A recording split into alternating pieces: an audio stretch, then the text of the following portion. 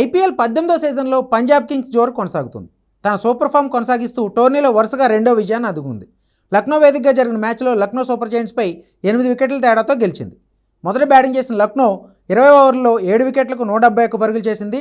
చేజింగ్లో Punjab Kings 16.2 ఓవర్లలోనే మ్యాచ్ను ముగించింది. అయితే ఈ మ్యాచ్ కోసం ఉపయోగించిన పిచ్పై లక్నో కోచ్ జహీర్ ఖాన్ తీవ్ర అసంతృప్తి వ్యక్తం చేశాడు. పిచ్ క్యూరేటర్ను ఉద్దేశిస్తూ సంచలన వ్యాఖ్యలు చేశాడు. పంజాబ్ క్యూరేటర్ ఈ పిచ్ను తయారు చేశాడంటూ వ్యాఖ్యానించాడు. ఈ మ్యాచ్లో తాము పిచ్ స్పిన్నర్లకు సహకరిస్తుందని, అందుకే తగిన విధంగా సిద్ధమయ్యామని, కానీ ఆశ్చర్యకరంగా పిచ్ పేసర్లకు సహకరించిందని జహీర్ ఖాన్ వాపోయాడు. లక్నో తమకు హోమ్ గ్రౌండ్ అని, అందుకు తగిన విధంగా పిచ్ ఉండాలని కోరుకోవడంలో తప్పేమీ లేదన్నాడు. అయితే క్యూరేటర్లు మాత్రం స్పిన్కి బదులుగా పేసర్లకు సహకరించేలా పిచ్ రూపొందించారని, ఇది సరైన పద్ధతి కాదని వ్యాఖ్యానించాడు. ఈ విషయంపై క్యూరేటర్లతో మాట్లాడతామని, భవిష్యత్తులో దీనిపై మరింత ఫోకస్ పెడతామని పేర్కొన్నాడు.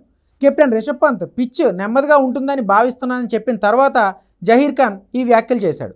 హోమ్ గ్రౌండ్లో తమ జట్టు గెలుస్తుందన్న అంచనాలతో ప్రేక్షకులు మైదానానికి వచ్చారని, కానీ లక్నో పిచ్ పంజాబ్ క్యూరేటర్ సిద్ధం చేసినట్టు అనిపించిందన్నాడు. ఈ కారణంగా అభిమానులు తీవ్ర నిరాశకు గురయ్యారని చెప్పుకొచ్చాడు.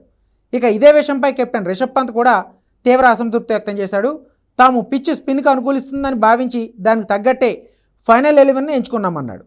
పేస్ బౌలర్ ప్రిన్స్కి బదులు సిద్ధార్థ్ని తీసుకున్నామని, కానీ పేసర్లకు సహకరించేలా పిచ్ ఉండడంతో నష్టపోయామంటూ పంత్ చెప్పుకొచ్చాడు. రాబోయే రోజుల్లో పిచ్ క్యూరేటర్ నుండి మద్దతు లభిస్తుందని పంత్ ఆశాభావం వ్యక్తం చేశాడు. అయితే జహీర్ ఖాన్, రిషబ్ పంత్ చేసిన వ్యాఖ్యలను పలువురు తప్పుపడుతున్నారు. ఆట సరిగ్గా ఆడకుండా పిచ్ను క్యూరేటర్ను నిందించడం సరికాదంటున్నారు. ఆయా జట్లలో లోపాలు సరిదిద్దుకోకుండా పిచ్పై ఓటమి నెపం నెట్టవేయడం కరెక్ట్ కాదని వ్యాఖ్యానిస్తున్నారు. ఇదిలా ఉంటే ఈ సీజన్లో ఇప్పటికే కొన్ని జట్లు పిచ్ క్యూరేటర్లపై ఆరోపణలు చేశాయి. తమకు తగిన విధంగా పిచ్ రూపొందించడం లేదంటూ ఫిర్యాదు చేశాయి. తొలుత defending champion Kolkata night riders ఈ అంశాన్ని తెరపైకి తీసుకురాగా, తర్వాత చెన్నై సూపర్ కింగ్స్ కూడా ఇదే పల్లవి అందుకుంది. తమ హోమ్ గ్రౌండ్లో క్యూరేటర్లు ఆయా జట్లకు అనుకూలంగా పిచ్లు రూపొందించడం లేదని పేర్కొంటున్నాయి. అయితే ఇలా సొంత గ్రౌండ్లోనే క్యూరేటర్లపై ఆరోపణలు చేయడం మాత్రం హాట్ టాపిక్గా మారింది.